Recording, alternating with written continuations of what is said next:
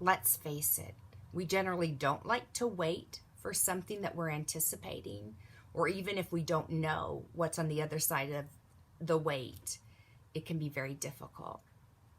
But God has a lot to say about waiting. So listen as I read to you Blessing 51, Wise Waiting.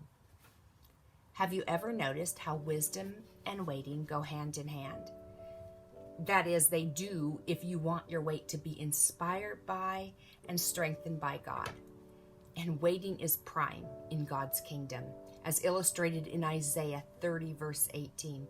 Therefore the Lord will wait, that he may be gracious to you, and therefore he will be exalted, that he may have mercy on you. For the Lord is a God of justice. Blessed are all those who wait for him. Is there something for which you're waiting? Maybe a healing, maybe a reconciliation, maybe a breakthrough, a promise yet fulfilled. In the Isaiah 30 verse 18 passage, the Lord waits to be gracious to you. So there's really much at stake in the waiting process. It's not for naught. So I bless you, dear one, to wait wisely and perceive the Lord's waiting as grace to you. What if God was up to something more glorious in your wait than you could ever conceive? Don't miss the wording at the end of this passage. Blessed are those who wait for him. Not blessed are those who wait for the fulfillment of their wait. That kind of waiting generally results in frustration and anxiety. Here's where God's wisdom in the wait appears. Listen to it again.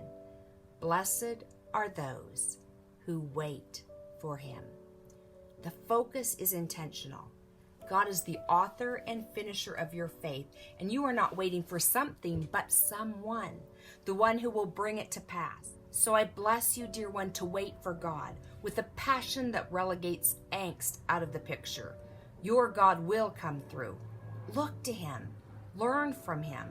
When the wait seems interminably long, ask him for more wisdom in the wait. God, give us wisdom for each of our waits. They're very unique, they're very intentional, they're very personal. Give us wisdom in how to go through these waits.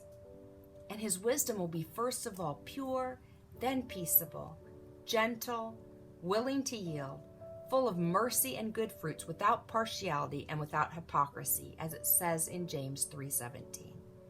So I bless you, dear one, with a view off the wait and onto the God who waits to be gracious to you. I bless you to be open to hear from the giver of every good gift, who will be willing to share if the gift you want differs from the one he intends to give. And I bless you to believe his word and trust his ways and find contentment in him as you wait.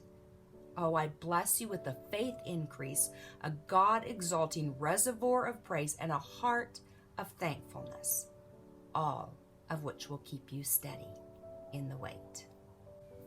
So I bless you, dear one, in the name of the Lord, who waits for you and who calls you blessed for waiting for him.